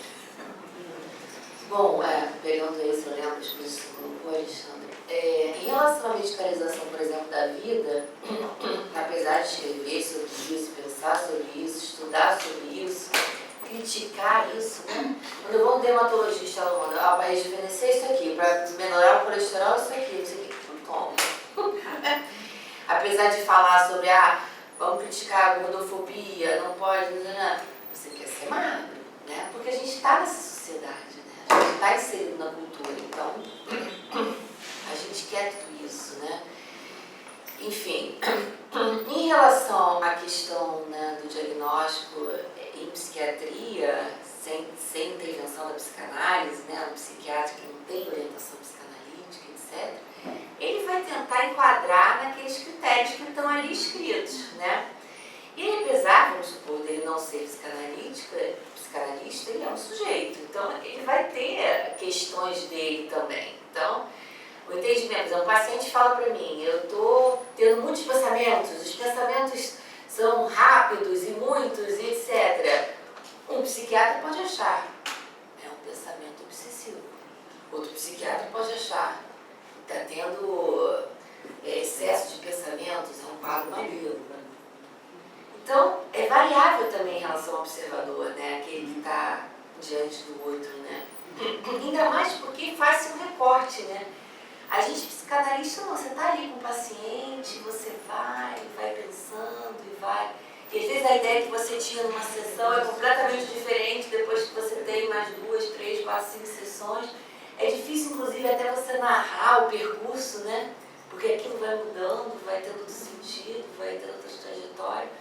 O psiquiatra não, o outro sujeito senta ali, fala, na melhor das hipóteses, 1 hora, quando não é 15 minutos, e ele diz, pronto, é isso. Trabalha-se buscando uma certeza, quando na psicanálise a gente está sempre em dúvida. Acho que é por aí.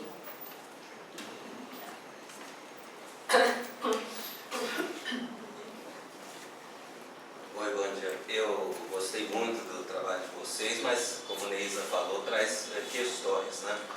Uma questão que eu estou, e tem um pouco que a Marta estava falando agora, é que quando o Freud fazia aquelas 2 semanas de experiência, que eu me lembro que ele estava querendo ver se era uma psicose, né? Se fosse uma psicose, ele ia dizer que não ia pegar. O que ele não queria ser surpreendido depois que ele tivesse começado o trabalho é que a pessoa abrisse um quadro psicótico, né? Então a minha questão é essa assim, eu estou lendo um livro essa semana, chama Bipolar, é de um médico aí muito conhecido. Bipolar, ele explica tudo sobre a bipolaridade, mas do ponto de vista médico-psiquiátrico, entendeu? E o que ele está explicando é que a bipolaridade é uma pedra nos rins, é genético, entende? Vem de genético. E ele só recomenda TCC ou psicoeducação, mas é bacana, porque a gente tem como psicanalista, mas TCC, mas o que ele está dizendo é que é pedra nos rins. E que então a TCC ou a psicoeducação ajuda muito a pessoa a administrar aquilo, como se não houvesse, não é por causa de um trauma, ele fala muito pouco de trauma, mas é uma pedra nos rins, é genético, entendeu? Então a minha questão é um pouco essa, assim, né? Eu estou gostando de ler esse livro porque assim, a gente pensa, o psicanalista tem um trabalho com essa pessoa, mas que é diferente do que o psiquiatra vai fazer e do que vamos dizer, o TCC vai fazer, que é administrar aquilo.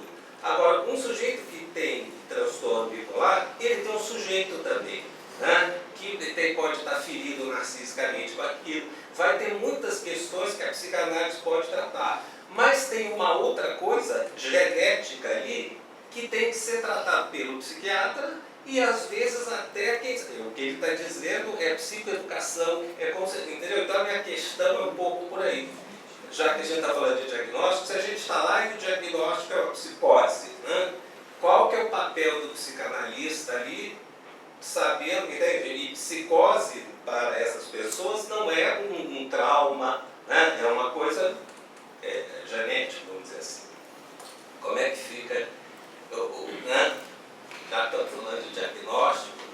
Posso começar? Você até bem rápido. rápida, Marta. Eu acho que uma das questões do diagnóstico é a importância da gente saber limites, né? E não ficar a serviço da onipotência. Então, é a questão de limite. Quando você olha e você vê e compreender que você precisa de outras... Vou pegar o que você falou, quando Freud, lá atrás, né, ele tinha aquelas 2 semanas, é porque aquilo que ele estava se propondo era, ele só trabalhava as neuroses e as neuroses edipianas, ponto. Então, ele precisava de pacientes que se adequassem àquele recortezinho. Conforme a gente foi caminhando e a gente foi abrindo o leque, o nosso trabalho foi engrossando, foi ficando cada vez mais difícil por causa da amplitude dos casos que a gente acreditou que também pudessem ser contemplados com a psicanálise, embora com um atendimento diferenciado, com um modo de trabalho diferenciado, respeitando-se os preceitos básicos da psicanálise, transferência, livre associação, enfim, essa história toda. Então, o diagnóstico, eu acho que inclusive ele ajuda muito para a gente poder ver o quanto a gente não sabe, ou o quanto está fora do nosso escopo, e da gente poder pedir ajuda, né? De poder pedir ajuda e ver assim, olha, esse caso, tem pacientes que eles são refratários, você trabalha, e não tem uma melhora, né? E tem aquela queixa, e para mim isso é muito difícil. E você pede ajuda na supervisão, você pede ajuda a um colega. Eu estou com um caso assim que eu comecei a ficar extremamente aflita. Por acaso eu encontrei com um colega psicanalista da Unicamp e eu estava comentando sobre o caso e ele falou, olha, lá na Unicamp a gente está usando cetamina. Eu fiquei apavorada, falei, o quê? Usando cetamina? Sim, ele é o chefe da psicopatologia da Unicamp, né, Antônio Ávila.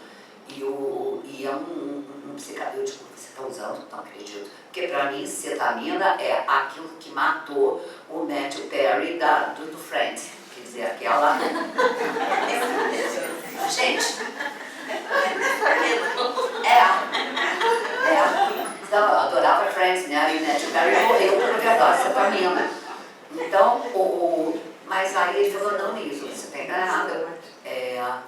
Esse pode ser, tem casos totalmente refratários a tudo, né, que são levados e a pessoa fica internada. Isso é só feito em hospital, em regime de internação, não tem prescrição como lá nos Estados Unidos, que é a domicílio. Aqui é feito só em regime de internação hospitalar. Ele falou assim, é algo absolutamente impressionante quando a gente já tentou tudo, e essa medicação funciona. Foi uma coisa que eu descobri segunda-feira, né?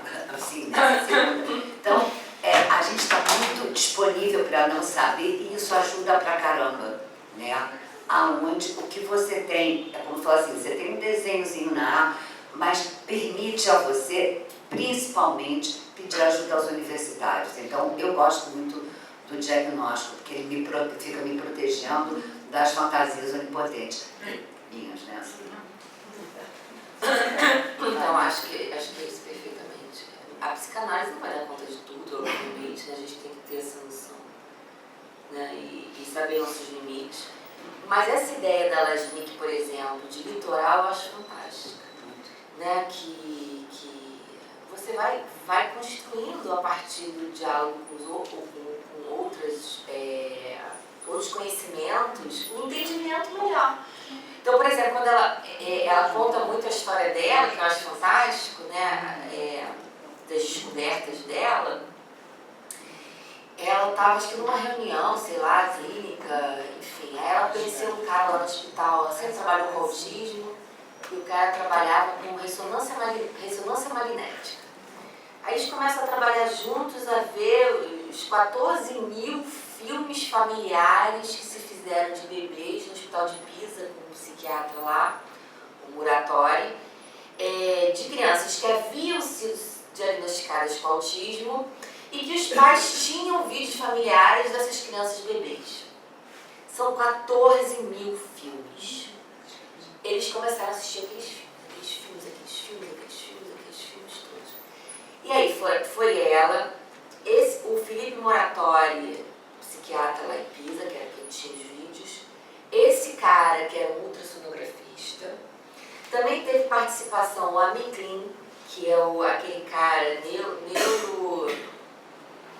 neurocientista lá dos Estados Unidos, mas que é brasileiro. Ele é brasileiro, israelense e estadunidense, que está lá nos Estados Unidos, que desenvolveu aquele negócio que detecta o autismo por um aparelho, tipo um aplicativo de celular, sei lá, que vê para onde a criança está olhando. São fantástico. Eu não assisto. Mas ela cita ele lá nos livros dela. E aí ela foi entendendo uma série de questões. Primeiro, que o autismo é de fato uma doença genética. Então ele é uma doença genética que na real agora está tendo uns trabalhos também lindos, intraútero. Você já pela ultrassonografia, você já consegue perceber. Por quê? Porque existe uma alteração sensório-motora. Essa alteração sensório-motora modifica o movimento do bebê.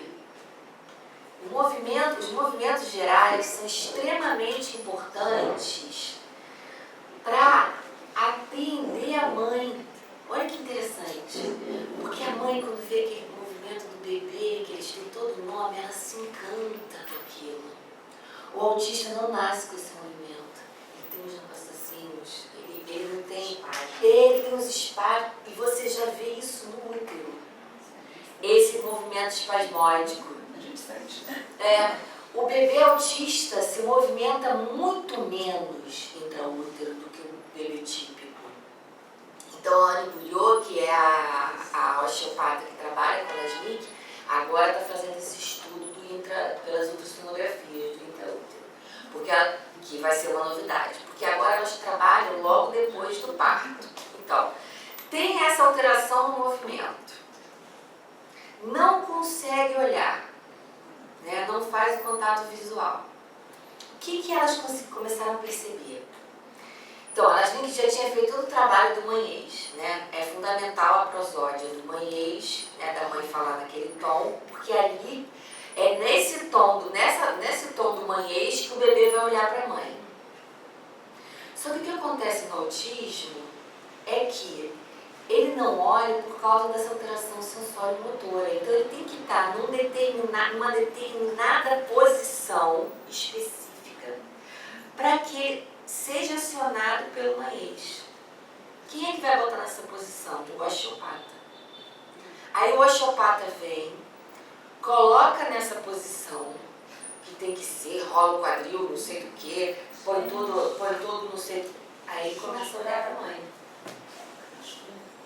Ele começa a olhar para a mãe. E aí tem contato. E se constitui o aparelho psíquico. E se constitui o aparelho psíquico, acabou o autismo. Não vai ter autismo. Entendeu? Não era genética. Então, e aí que ela tem o livro dela maravilhoso. Epigenética e psicanálise.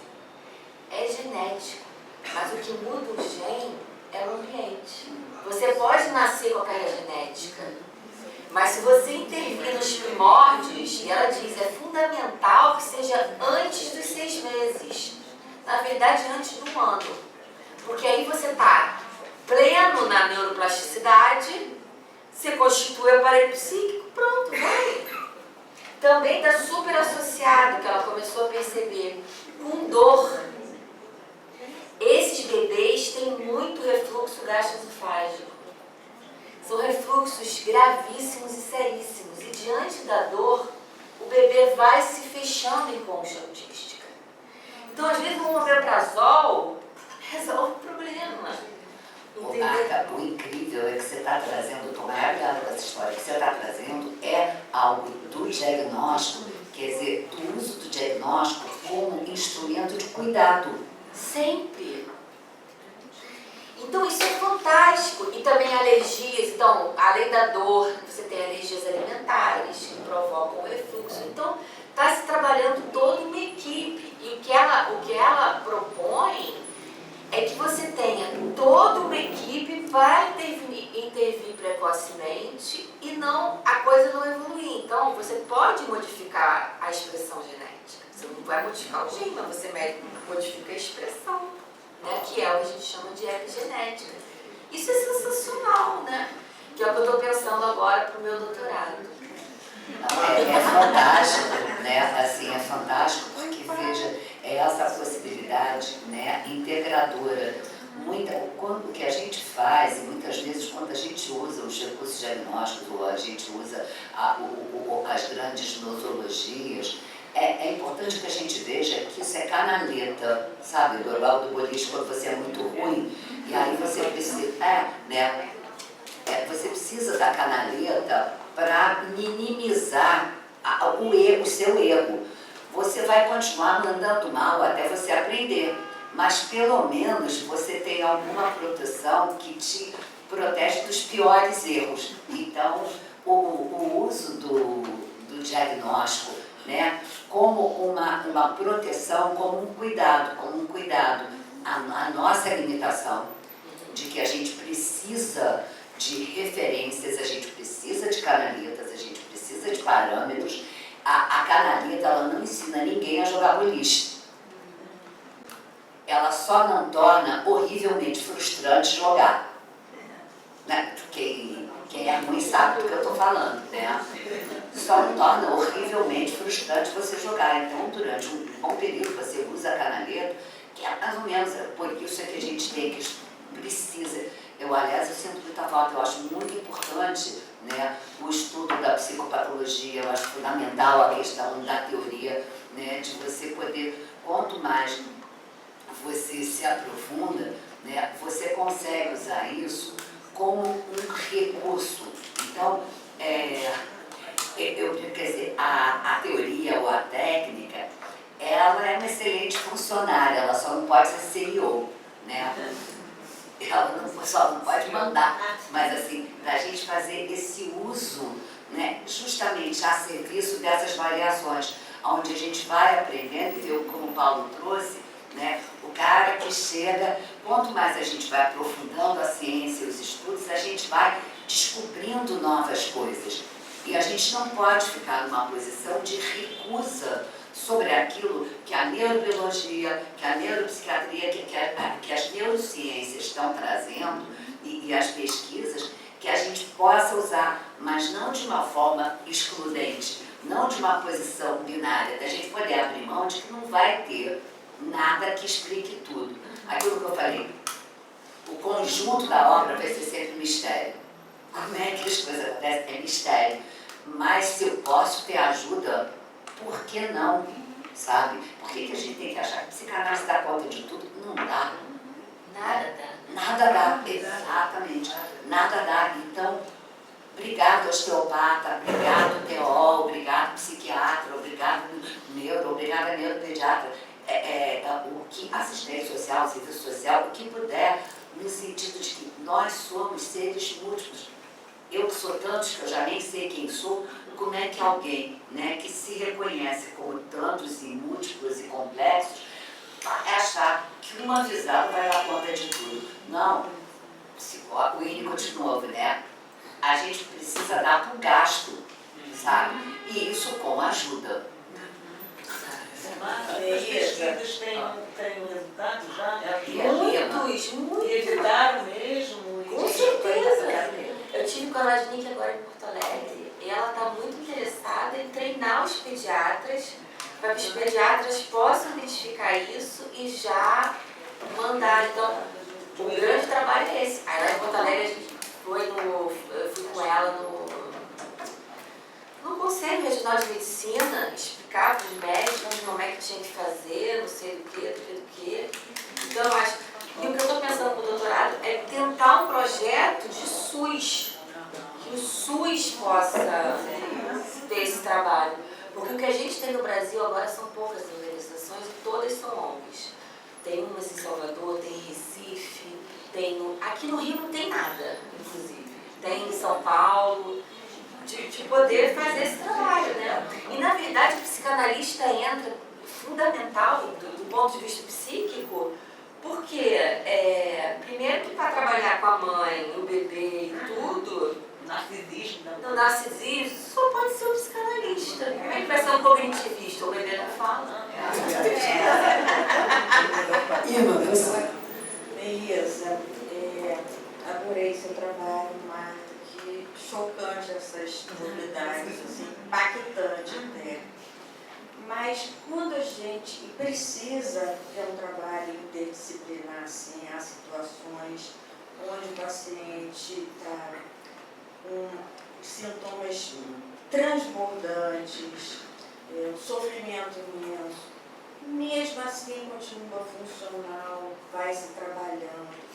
Nessa hora, tem que se escolher, se a gente puder escolher, parcerias harmônicas, porque quando entra a intervenção de um psiquiatra, que a família, ou é do meu pai, do meu irmão, e aí entra uma medicação que em 15, 18 dias ele não sofre, ele não chora, ele não tem angústia, ele não tem mais queixa, e é quase assim, resolvi, estou fazendo o que aqui? Remédio, e aquele estado de estar cinza, ficou tudo cinza.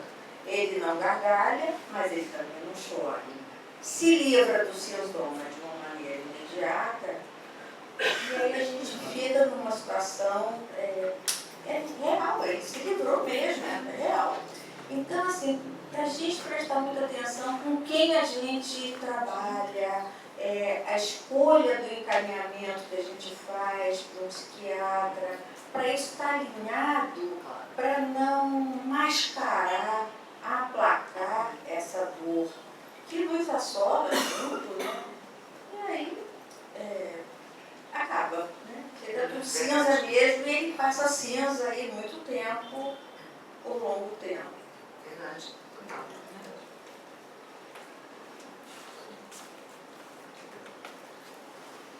Oi, bom dia a todos. Obrigada, Marta, Melisa, excelentes trabalhos.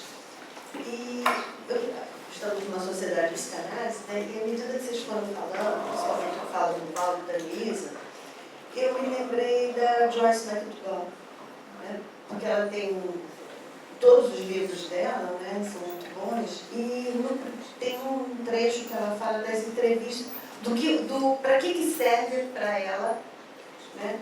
Para que servem as entrevistas iniciais. Então, basicamente, ela fala, né, dá uma geral, não uma impressão diagnóstica do paciente, mas ela fala uma coisa que eu fiquei pensando, que assim, ela se pergunta se aquele paciente está preparado para aquela viagem. Mas, principalmente, ela se pergunta se ela está preparada para aquela viagem. Sempre. Né? Porque, apesar de todo o cuidado, todas as entrevistas preliminares que ela está fazendo, que a gente possa fazer do diagnóstico, é uma viagem, né, durante a qual a gente não sabe o que pode acontecer. Então, estarmos preparados é saber que não estamos preparados. É saber que em determinado momento pode haver uma implosão de alguma coisa, uma implosão psicossomática, uma implosão psicótica, alguma coisa assim, né? E a gente tem que estar ciente de que isso é possível. Estamos preparados para isso? Ok, então vamos lá. Não estamos? Vamos devagar. Então, é isso. Só comentando muito rapidamente, eu vou pegar o que o Paulo trouxe, quando ele trouxe o Freud, né, que era para ver se aquele caso era adequado à psicanálise ou não. Acho que você tem toda a razão, Solange.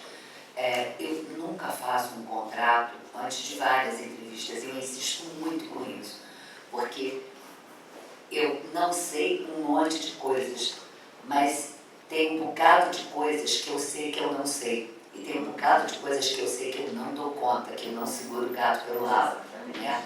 Então, basicamente, o diagnóstico também me ajuda, né, a novamente voltar para os meus limites, a caderneta, né? Os meus limites e as minhas fronteiras. Acho que você tem toda a razão. Não é nem a questão de saber sobre o outro, não, é saber sobre a gente, né? Qual é o seu diagnóstico, né?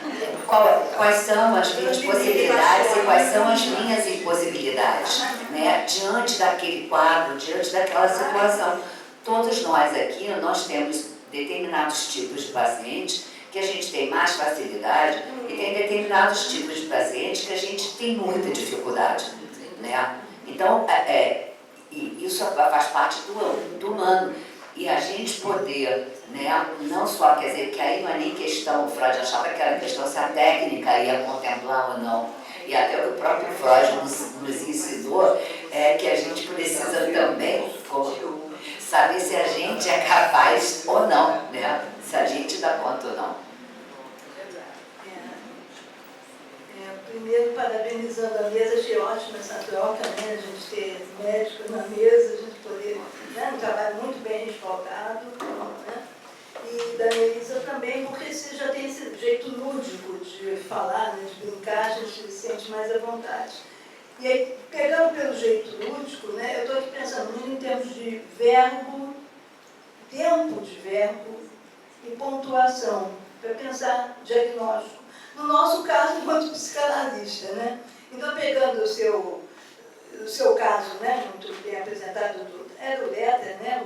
Enfim, o exemplo que você deu. A prescrição do Letter. Pois é. Né? Um médico te aliviou, né? Dizer, peraí, mas tem um lado genético, né? Tem alguém da família. Isso foi ótimo. Mas a gente encontra muito o oposto. Você está, às vezes, com um paciente no leito, né? E o médico entra e, sei lá, pega pela sua hemocrase, né, pela parte sanguínea e tal, e vai dizer, você está fazendo isso. O médico entra com esse verbo neste tempo. Né? Estou aqui brincando, mas estou pensando o que estou falando. Né? Mas o paciente está ali no leito, estou fazendo o quê? Né? Você, né? Quer dizer, aí foi invertido, né? Você ficou aliviada, você parece ser médico, não, peraí, você está fazendo o quê? Né? Mas a maioria dos médicos já tinha, às vezes, uma postura até, porque às vezes médicos também não gostam muito de psicólogo nem de psicanalista, né? A gente sabe que existe isso também, né? Então, às vezes, vem a pimentinha, né? Então, nesse caso foi isso. Aí eu estou pensando nos pacientes da gente, claro, a gente pensar um pouco em termos de diagnóstico, de estrutura, né? Se, como a gente pode intervir, né? Se a gente pode fazer intervenções, o paciente está correndo em linhas paralelas, não vai ter encontro, né? Uma coisa mais psicótica, sei lá. Né? Então, isso a gente tem que fazer. Mas, de um modo geral, acho que o que nos ajuda, quando eu estou falando de pontuação, de verbo, tempo do verbo, é o tempo do verbo que ele vai trazer, porque sempre o paciente, antes de entrar num sintoma propriamente analítico, né, tem um sintoma de entrada e tem um sintoma analítico, né, já em andamento. Ele já traz as profecias, né, que em parte vem da sua majestade o bebê, né, que já traz aqui desde a gestação, né, do início. Então ele já traz um sintoma ali pronto, e com o tempo, uma pontuação, né? O paciente chega e diz, eu sou assim, ponto. Né? E a gente tem que pegar essa pontuação para fazer o nosso diagnóstico mais possível, preciso, né? E até ele vai nos responder, peraí, ponto, você está dizendo que é, né? Quer dizer, a gente poder transformar essa pontuação dentro do discurso. Isso que vai nos ajudar, né, nessa questão diagnóstica. Né? Que é um diagnóstico sempre em andamento. Né? Então, quando ele já traz as profecias, ou então quando ele diz mesmo, sempre serei assim. Né? Aí a gente já pode pegar também pelo tempo do verbo e pela pontuação, né? Mudar a vírgula, sei lá, a interjeição, né? Então, mais ou menos isso. Só como observação mesmo, né? Para as duas, né? Não, você vê, tem médico que acredita, né, no poder médico, na onipotência, está totalmente seguro na onipotência, e desqualifica o outro, né. Nesse congresso lá em Porto Alegre, teve um relato de uma psicanalista que estava apresentando um caso de bebê, que faz intervenção precoce, mas depois ela falou dela própria, que ela sofreu um acidente e ficou paraplégica.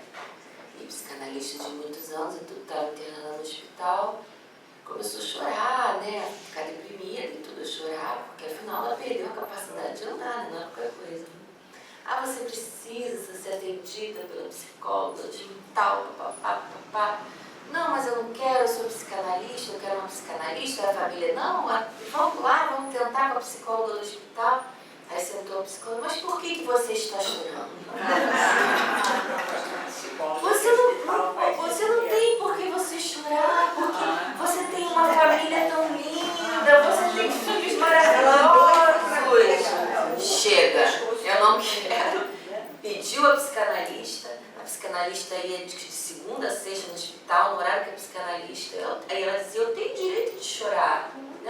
medicação, eu não quero psicóloga do hospital, eu quero chorar a minha perda. E aí, tava ela lá, de cadeira de roda, apresentando o trabalho dela. Não vai ser acreditando. Não.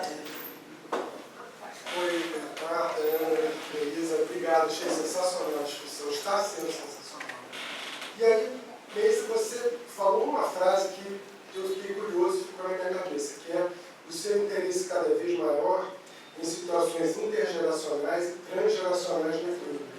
E aí, quando a Marta falou de epigenética, aí fundiu na cabeça aqui, porque realmente acho que é disso que se trata, né? Eu queria entender como é que você trabalha essas questões transgeracionais na sua clínica. Que a gente está fazendo aqui um seminário de psicanálise e literatura aqui na sociedade. Estamos lendo um livro que é vegetariano, que é uma mulher que se recusa a comer carne, de repente, um protesto simbólico contra o machismo patriarcado na Coreia do Sul, que é representado por esse consumo de carne. Então fica essa ideia de uma epigenética simbólica inscrita no corpo dela a partir de um trauma transgeracional. Então, como é que você vê isso na tua clínica com os seus pacientes?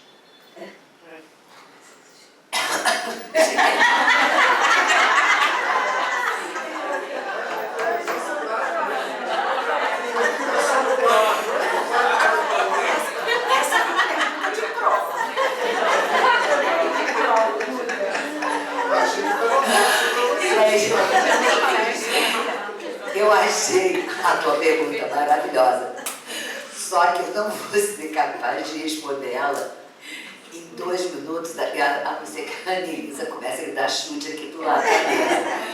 Mas assim, eu vou falar muito rapidamente. Primeiro, quando eu faço uma entrevista, em especial quando eu faço entrevista com crianças e adolescentes, eu nunca vejo, atualmente, eu nunca vejo a criança antes de, no mínimo, umas 5 entrevistas com os pais. Não vejo. Eu brigo, eu puxo a orelha das minhas colegas, né? Quando, não, porque o pai pediu, eu falei, não senhora, não vai não. Justamente no sentido de que não existe essa coisa chamada uma criança, mas uma criança e bebê, o meu interesse vai muito além da história da criança. Então, eu começo a cuidar de quem cuida. Então, o meu parâmetro primeiro eu quero cuidar de quem cuida, primeiro eu quero ver como é que está o diagnóstico, gente. Eu quero ver como é que está o terreno daquele paciente, se ele é um ambiente que ele vai tolerar receber uma mudança ou se ele vai ser refratário à mudança. Eu não vou expor alguém a uma experiência traumática de poder oferecer alguma esperança, né? Porque é disso que a gente é movido, sem antes cuidar do lugar onde ele está, desse cuidado poder ter um espaço para transformação. Senão vai ser essa repetição daqueles mesmos quadros anteriores. Então, até assim, só muito rapidamente, eu começo por aí. E aí eu pergunto como é que foi a história dele, como era quando era criança, como é que era o pai, como é que era a mãe. Não tenho a menor ideia, não falava nada, não, ele não dizia uma palavra, né? E aí eu começo a trazer assim, tem alguém que saiba, né? E essa possibilidade de dizer, mas você sabe, né? Tua história não começou com você, né? Vamos lá. Então, esse convite, falando muito rapidamente, esse convite à escuta que eu não começo com a pessoa que está vindo. Eu sempre vou em direção às raízes. Eu sempre vou àqueles que os precederam e que estão fantasmaticamente ou não, muitas vezes em cripta, absolutamente presentes. Eu tenho trabalhado muito com pais, eu adoro trabalhar com pais, amo.